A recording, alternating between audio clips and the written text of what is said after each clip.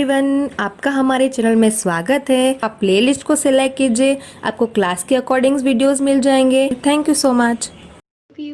Hello students, today we are going to read subject Science NCERT for class 8th, chapter 5. What is about chapter 5? Chapter 5 name is that coal and petroleum. So today's our chapter is that coal and petroleum. So students, आज हम अपने chapter 5 के बारे में पढ़ेंगे. So let's we start our chapter now. So students, in this chapter we will study about coal, petroleum. What is the property of coal, what is the property of petroleum? So जब हम कोल और petroleum की बात आती तो कहीं ना कहीं उससे एक वर्ड लिंक होता है एनर्जी.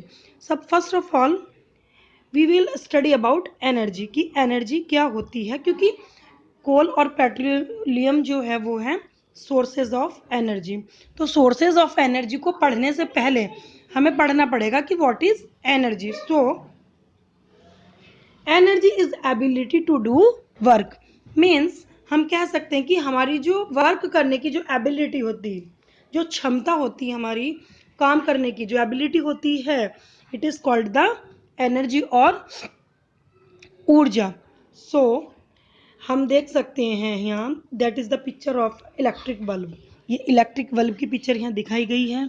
सो इसमें क्या होता है, जब इलेक्ट्रिक बल्ब ब्लो करता है तो उसमें हमें क्या मिलता है, तो यहाँ पर मिलती है हमें बल्ब से heat plus light. Okay, electric bulb gives us heat and light, that is the form of energy. So detail में इसका डिस्कस देख लेते हैं हम. So that is energy occurs in the different forms and all forms of energy are stored. जो energy होती है वो बहुत सारी डिफरेंट फॉर्म्स में होती है और वो स्टोर होती है. कैसे स्टोर होती है? In different ways in the energy sources that we use every day. जो एनर्जी किसी भी इंस्ट्रूमेंट से हम गेन करते हैं, उस एनर्जी का यूज़ स्टोर कर लेते हैं उस टाइम हम, और डिफरेंट अपने डेली वेज में हम उसको यूज करते हैं. बट वो कैसे यूज करते हैं, जैसे मैंने अभी बताया था आपको कि जैसे electric bulb gives us heat and light, तो लाइट से क्या करते हैं हम देख सकते हैं. और नेक्स्ट अगर हम देखते हैं तो that is the picture of sun. तो sun is the main source of the solar energy. तो sun gives us heat and light. Sun भी क्या देता है, हमें हीट एंड लाइट देता. तो हीट और लाइट का क्या यूज होता, हीट और लाइट का बहुत सारा यूज होता है. जैसे डेली टू डेली हम अपनी एक्टिविटी करते हैं, प्लस जैसे सन की जो एनर्जी होती है उसको क्या स्टोर करते हैं, सोलर पैनल के रूप में स्टोर कर लेते हैं और फिर होल डे उसका हम यूज़ कर सकते हैं बहुत सारी एक्टिविटीज़ के लिए. I hope students you can understand this topic. Okay, got it? Yes. So students, there are the some pictures of different sources of energies. जो हमारे पास जो सोर्स होंगे, क्या सोर्स होंगे, उनकी क्या मतलब एनर्जीज के जो डिफरेंट सोर्स होंगे, कुछ उसके बारे में जान लेते हैं. First of all is that biomass. What is biomass?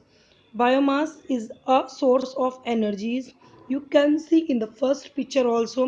In these pictures you can see that is the animals, that is the plants, that is the wood, etc. तो जब सबका कम्बिनेशंस मिलता है, कैसे कम्बिनेशन मिलता है, जहाँ पे एनिमल्स होते हैं और जहाँ पर क्या होते हैं, प्लांट्स होते हैं, non living things. Suppose that जैसे ये आप देख रहे हो यहाँ वुड होती है. तो जब इन सब का कॉम्बिनेशंस एक साथ में होता है, it is also known as the biomass. Okay, now students, let's read our second source of energy, that is the hydel power. Hydel power, you can see in this second diagram, that is the pictures of hydel power. In this picture you can see that is the picture of dam and water flowing आप dams की picture देख रहे हो, यहाँ पर water flow हो रहा है। वाटर फ्लो होने के बाद टरबाइन क्या कर रहे हैं, टरबाइन मूविंग करती हैं, तो यहाँ पर क्या है, इलेक्ट्रिसिटी जनरेट हो रही। तो ये भी क्या है, sources of energy. Third pictures की अगर हम बात करते हैं, third is that geothermal energy, sources of energy. What is geothermal? Geothermal is that in the third picture you can see here, that is the picture of geothermal station.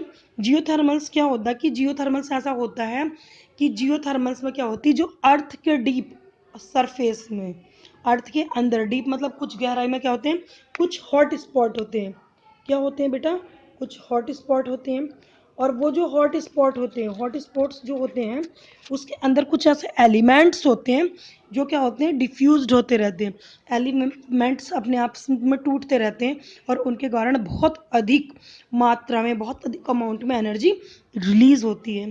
तो हम क्या कर सकते हैं कि उस एनर्जी को यूज़ कर सकते हैं। उस एनर्जी को, जो जियोथर्मल एनर्जी होती है, उसको कैसे यूज़ करते हैं, you can read in the हर स्टैंडर्ड। ओके, सो अभी हमने आपने मतलब पढ़ चुका है कि जियोथर्मल जो एनर्जी होती है वो हम कैसे, मतलब अर्थ के अंदर डीप तक गहराई के अंदर कुछ हॉट स्पॉट्स होते हैं। हॉट स्पॉट्स उन प्लेसेस को कहते हैं जहाँ पर ऐसे एलिमेंट्स होते हैं जो डिफ्यूज होते हैं और मोर एनर्जी रिन्यूएबल करते हैं। ओके स्टूडेंट्स, ये some different sources of energy थे। इसके अलावा भी और हैं, चलो हम उनको भी देख लेते हैं। Next is that you can see that wind energy. What is wind energy? Wind energy uses in the windmill. ये विंड मिल में यूज़ होती है। विंड मिल जो पवन चक्कियाँ होती हैं वो कैसे फ्लो करती हैं, जो हमारी विंड मिल्स होती हैं अकॉर्डिंग टू वाइंड एनर्जी। तो ये वाइंड एनर्जी होगा, इसके बारे में भी डिटेल में हम नेक्स्ट वीडियोज़ में पढ़ेंगे। Next that is the solar energy. What is solar?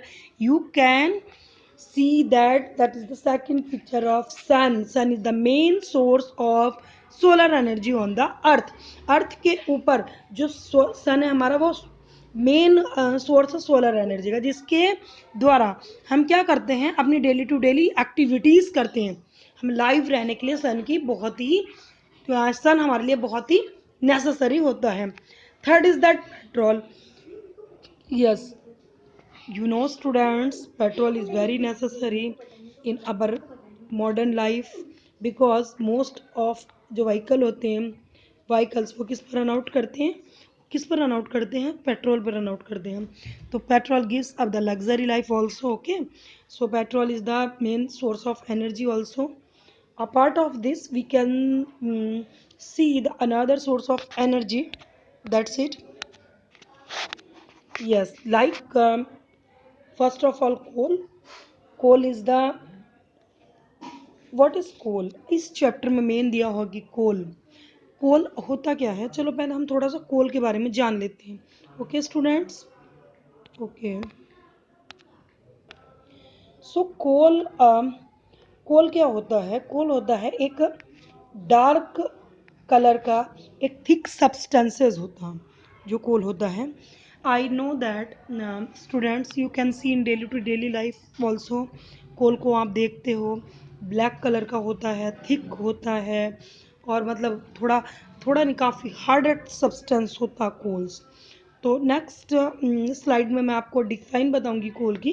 तो अभी स्ट्रक्चर आप जान लीजिए कि कोल देखने में कुछ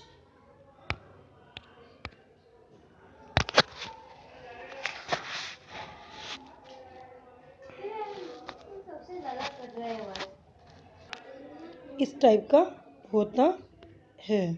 okay, okay, so next students, coal के बारे में अब हम देखते हैं nuclear energy. Nuclear energy is that, nuclear energy क्या होती है, न्यूक्लियर एनर्जी भी सोर्स ऑफ एनर्जी होती है। न्यूक्लियर एनर्जी में क्या होता है कि बहुत सारे जो मतलब रिएक्टर वगैरह से रिलेटेड होती है। अब हायर स्टैंडर्ड में आप पढ़ोगे what is the nuclear energy, तो ये भी एक सोर्स ऑफ एनर्जी होती है। Okay students, okay, now let's study that coal and petroleum. अब हम पढ़ेंगे कि what is the coal and petroleum. So first of all topic आता है source of energy. Anything that provide us energy that is called the source of energy. कोई भी things ऐसी जो हमें एनर्जी प्रोवाइड करती है, हमारी हमारी मतलब बॉडीज को एनर्जी प्रोवाइड करती है, it is called the source of energy. मतलब कुछ भी ऐसे जो हमारी मतलब या आसपास के सराउंडिंग्स में जो एनर्जी क्रिएट करते हैं, जो एलिमेंट्स हैं या जो भी कुछ है एनर्जी क्रिएट करते हैं, that is called the source of energy.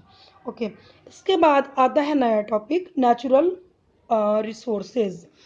Resources means स्रोत, नेचुरल्स मीन्स प्रकृति, प्रकृति से रिलेटेड, यानी जो नेचुरल रिसोर्सेज होंगे वो क्या होंगे? Sources that are present in nature, ऐसे सोर्स जो नेचर में प्रेजेंट होते हैं, and they provide us energy, और वो हमें क्या करते हैं? एनर्जी प्रोवाइड करते हैं, that is called the natural resources.